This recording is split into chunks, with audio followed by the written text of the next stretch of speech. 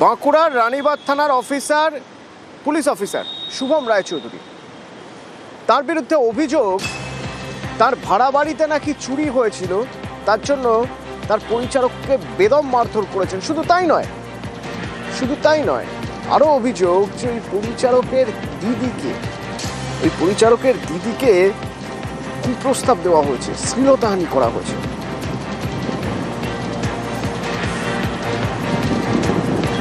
প্রিয়ব্রত আছে আমার সঙ্গে সরাসরি। প্রিয়ব্রত, মারাত্মক অভিযোগ, একটু বিস্তারিত জানতে চাইবো।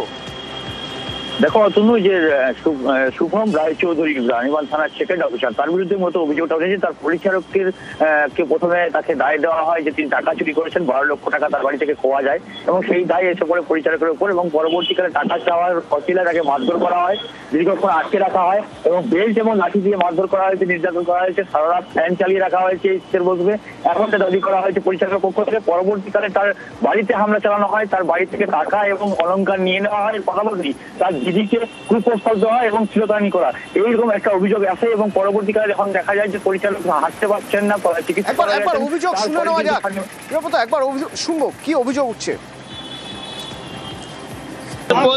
বলছে তুই আলমারি থেকে টাকা বের করেছিস, আর আমার দিদিকে উনি বলছে তো এমনি কর, তাহলে তোকে এত টাকা বলবো না।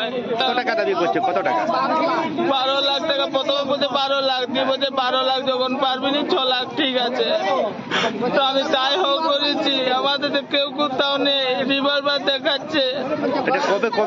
কালকে রাত্রিবেলা তোমার টর্চার করেছে, টাকায় মেরেছে। শুভম বাবু বলছে তুই আমার সঙ্গে একদিন বলছে তোকে সব টাকা সব কিছু ঘুরাই দেবো, আর আমাদের ঘর ভাঙিয়া তালা ভাঙিয়া যা ছিল সব বের করে দিয়েছে। আমার ভাইকে বলছে তোকে গুলি করে মারি দেবো, তুই আমার 5 লাখ টাকা নিয়ে নিয়েছিস, আর কাকুকে যদি বলুস তোদের জীবনটা কেরাসিন করে দিব। যবে থেকে লিয়ে গেছে মারধর কিরকম করছে। প্রিয়ব্রত, পুলিশে অভিযোগ জানানো হয়েছে। দেখো, পুলিশের পক্ষ থেকে গতকাল রাত্রেই 5 ঘন্টা যে পথ অবরোধ চলছিল তখন কিন্তু ঘটনাস্থলে যায় এবং তারপরেও কিন্তু স্থানীয় মানুষের বিক্ষোভের মুখে পড়তে হয় পুলিশকে।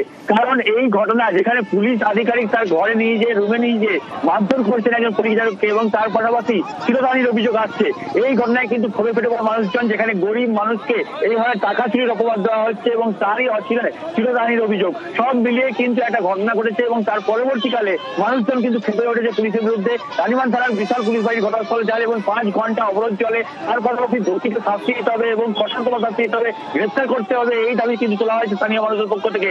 এই ঘটনা যদি না হয় সেক্ষেত্রে কিন্তু আরো পরবর্তীকালে বৃহত্তর আন্দোলনের ডাক দেওয়া হয়েছে স্থানীয় মানুষের পক্ষ থেকে। অন্যদিকে পুলিশের পক্ষ থেকে এখনো বুকে কুলু পেটা হয়েছে, যে অভিযুক্ত অফিসার সে কিন্তু ফেরার রয়েছে এবং পুলিশের পক্ষ থেকে এই ঘটনায় কোনো রকম মুখ খোলা হচ্ছে না। অতনু, ধন্যবাদ।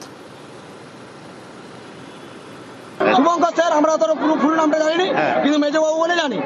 নিজের বেডরুমে বেল্ট খুলে ওকে মারিছে, সারা রাত মদ খাইছে, সারা রাত টর্চার করেছে। অপুরন্তু বাইক নিয়ে আছে, ওদের বাড়িতে বলছে 2টো আমার বিনা লাইসেন্স वाला বন্দুক আছে, তোরা যদি পাড়ার লোককে জানাস তো তোদেরকে এখানে খুন করে দেবো।